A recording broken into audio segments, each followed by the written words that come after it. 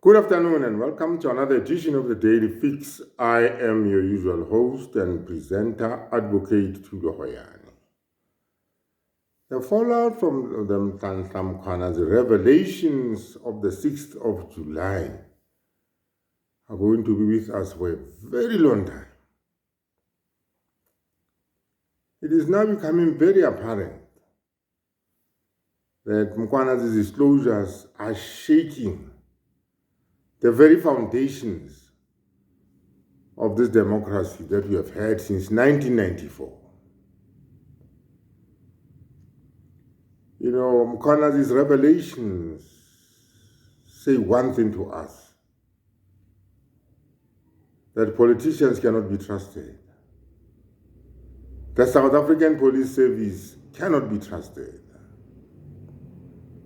We have been overrun by criminal syndicates. The lives of ordinary South Africans is in the hands of criminal syndicates who are in it for their own selfish ends. And as we see this drama unfolds, Mkwanazi has picked up a lot of enemies. Enemies are coming in thick and fast. But interestingly, these enemies are not focused on what Nhlanhla Mkwanazi has disclosed. They are attacking him for other reasons. In other words, they are not coming forward to say or to make any comments, right? Or to come up with any other counter narratives to the narrative that Mkwanazi has given to South Africa. And they come in all forms and shapes and sizes. There is the suspended General Sibiya, probably Mkwanazi's number one enemy, who comes up with his own take on the Mkwanazi revelations. Doesn't say anything about the 121 case dockets, but just says Mkwanazi, in effect, is not playing by the book, and that he will not stoop that low, or will not stoop as low as Mkwanazi has stooped. In effect, attacking the man, but bringing nothing to the table. There's also Paul Sullivan. Incidentally, Paul Sullivan is a friend of General Sibiya. And this Mkwanazi has disclosed before the Matlanga Commission. So Sullivan comes up and says, in a very threatening manner, to say that, Mkwanazi will regret what he's saying, and that his days in the police force are simply numbered. He questions why Mkwanazi held a press conference in Special Forces gear. He raises issues around the cost of that press conference and other peripheral issues, when one would have thought that a forensic investigator like Paul O'Sullivan would come up with concrete evidence to vary or to challenge what Mkwanazi has put before South Africa. The list of enemies goes on and on. Because there's Sibiya O Mbalula, the Secretary General of the ANC. Mbalula scoffs at Mkwanazi's revelations and says we have become a banana republic. If things have come to a stage where a provincial commissioner of police can just call a press conference and make those damning disclosures without going through protocol. The protocol that Mkhwanazi says was non-existent. The system, there was no protocol to talk about. The system was in disarray. Syndicates were all over the place. Politicians and senior government officials were in the hands of, or in the pockets of criminals. So what protocol was there to talk about? You also have the ANC Youth League that says, Mkhwanazi must just arrest. He must not turn himself into a film star and start holding press conferences. If he wants to be a politician, they say, let him come down to the branches and contest. So there's quite a formidable array of enemies. Take a listen to all of them as they try and bring down Mkhwanazi one by one. Take a listen to this.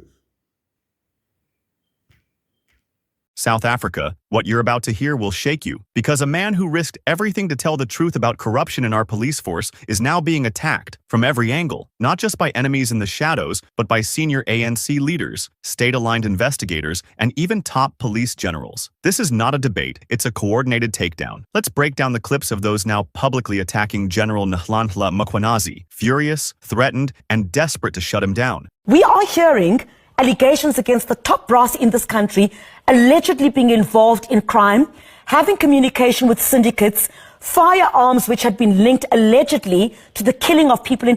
You've got to say something to the people of this nation at this moment, even though you still need to look thoroughly at what he said.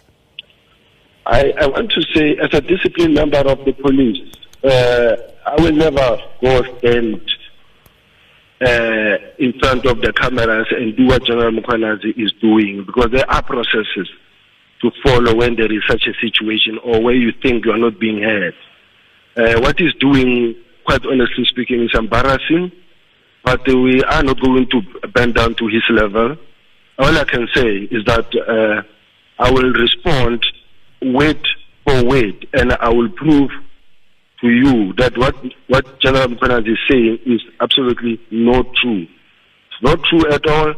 And if that was the case, I can show you that I was communicating with a man just last week now. We've been talking. There's nothing like what he's talking about. And what kind of a member is that who just go stand up there and talk to the minister the way General Mkhwanazi is talking about the minister? It is not just respect to the minister or to the authority. You don't do that. But certainly, General, if there are, yes, General, I agree. There are certain processes that need to be followed within the South African Police Service. But these are very serious allegations that are being... Let me ask you, did you know of any of these allegations? Do you know within the South... Everything that he said, everything, including even in the meeting that we had with the minister, it was a matured meeting. He never uttered such words such as, I'm not going to participate in a meeting with a criminal. I hear it for the first time. And safe to tell you that, in fact, you will find that the opposite is true. What Mkhwanazi is saying, there's no truth in all this. There's no truth whatsoever, and that's why I'm brave enough to say to you, we must give you the evidence that is talking about of the criminals that are involved. Just very quickly. Sibiya came out swinging, calling Mkhwanazi embarrassing, accusing him of violating police protocol, claiming he was present at the meeting Mkhwanazi described, and that nothing scandalous happened. He says there was no shouting, no refusal to sit with criminals, just a peaceful meeting. But what's more chilling is how Sibiya framed it. I pray that real evidence comes out. He sounds confident. But what if that prayer is actually a threat? What if that real evidence will suddenly disappear? What if this entire thing is being buried before the public can even react? Well, the first thing is he's not a member of the task force. So why? Let him explain. Why is he wearing task force uniform? Why did he have 6 men on either side of him wearing task force uniform with masks on and brandishing firearms? It was a media presentation. So what, was he afraid of the media? What did he think would happen to him at that conference? How much did it cost the taxpayer for him to be standing there? And by the way, he had pretty much the whole of the KZN Provincial Police Service there with him. So they were all there on a Sunday. He calls this impromptu press conference and he lies to the media. And we need to get to the bottom of it. But I can tell you, he's triggered something which may just be the end of his life in the police service. Just tell us more on that point, Paul. What do you mean? Well, the reality is he wasn't authorized to do what he did. If Masemola authorized him to do what he did, the two of them can go down together, because I'm calling for a judicial commission of inquiry. I have today written to the minister, and I've asked the minister, without overreaching his executive powers, to arrange for Masemola and Mkhwanazi to be suspended until we can get to the bottom of what their conduct is actually involved in and where it's leading. Then Paul O'Sullivan stepped in. Now pause. This is not some political lightweight. He's a respected forensic investigator. But instead of investigating Mkhwanazi's claims, he attacked him. He didn't speak about the 121 missing case dockets. He didn't question the alleged links to drug cartels. He spoke about the outfit. Yes, he focused on why Mkhwanazi wore a task force uniform. He questioned why he had masked men behind him. He asked how much the press conference cost. He said, Mkhwanazi is not a task force member, but didn't say a single word about the task force being disbanded. Then he said something chilling. This may be the end of his life in the police service. Let that land. A man exposes corruption, and instead of protection, the media is told to prepare for his fall. Now let's go to the ANC. It borders on lawlessness and a banana republic that a high-ranking police commissioner can basically go to television and make a disparaging and grave accusations and allegations in the way we have learned about them. And it borders on lawlessness and banana republic, because at the end of the day, we've got to do something about those things. And also the protocol and the discipline of the police command and control is very important. I was a minister of police. I worked very well with the police, and I know protocols of the police, but I'm not about to talk about my own personal experience. Let's deal with the principle. The principle is that the head of state and our president will deal with this matter. That is what, as the ANC, would like to see. Sibiya O Mbalula, former Minister of Police and now ANC Secretary General, came out and said Mkhwanazi's actions border on lawlessness. He invoked discipline and protocol and warned about banana republics. But here's what he didn't say. He didn't address the 121 murder cases that disappeared. He didn't deny the existence of cell phone records tying senior officials to criminals. He didn't talk about the people of KZN who are watching drug lords walk free while political activists are murdered in cold blood. Instead, he said the president will deal with it. So now it's in the hands of Ramaphosa, the same man who kept quiet while state capture happened, while Fala happened. Are we supposed to trust that? All of us there in the NEC have our smaller nyana skeletons, and we don't want to take out all skeletons out, because there will be, or hell will break loose. And if you still think this is just one rogue commissioner making noise, Bathabil Dlamini said it herself. All of us in the NEC have our small skeletons. If we take them all out, hell will break loose. You heard that? That's not a joke. That's a confession. They are telling us directly that the ruling elite is built on secrets, that if truth were to fully surface, the system would collapse. Days of statements and populism have ended. If he has got evidence on them, he must arrest them. We're not a country of lawlessness. We don't want statements. We don't want press briefings. We want people to be arrested. If you are doing crime, you're putting drugs in our country, you're working with criminals, arrest them. We don't want commissioners that are becoming politicians. We want commissioners that act. His role as a commissioner of police is to arrest those who do crime. Now, we don't want him to be a pop star. If he wants to contest politics, he must come to branches of the ANC and contest. But if he wants to be a commissioner, he must arrest those who do crime. We don't want statements, we want arrests. Then came the ultimate betrayal from someone young, someone who should be pushing for truth. Colin Malachi said Mkhwanazi must stop talking and start arresting. He said, "We don't want pop stars. We want police officers." But here's the twist. Mkhwanazi literally can't arrest these people because the cases were taken away from him. That's the whole point. He is trying to expose why the arrests can't happen, but they want him to shut up and act like the power isn't rigged from the top. Let's be very clear. There's no confirmation yet of the cell phone records, no independent audit of the 121 case files, and the government is already moving to control the story. Paul O'Sullivan is calling for Mkhwanazi and Masemola to be suspended, not the minister, not the deputy commissioner accused of meeting syndicates.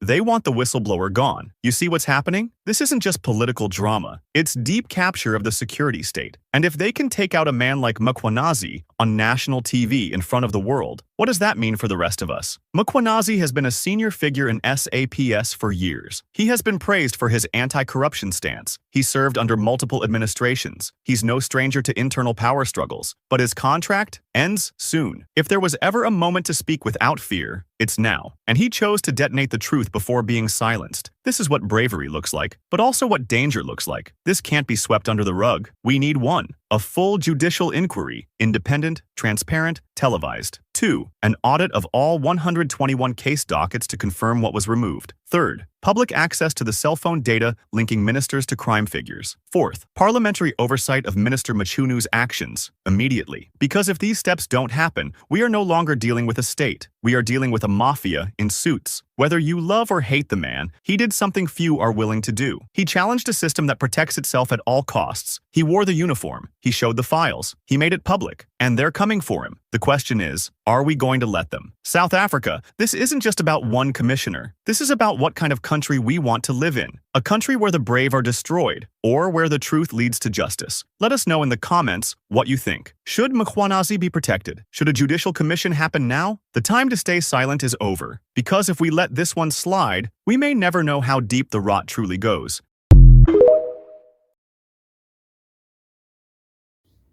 So there we have the Mkhwanazi's sworn enemies. Because these disclosures by Mkhwanazi are sort of having a ripple effect throughout the ANC.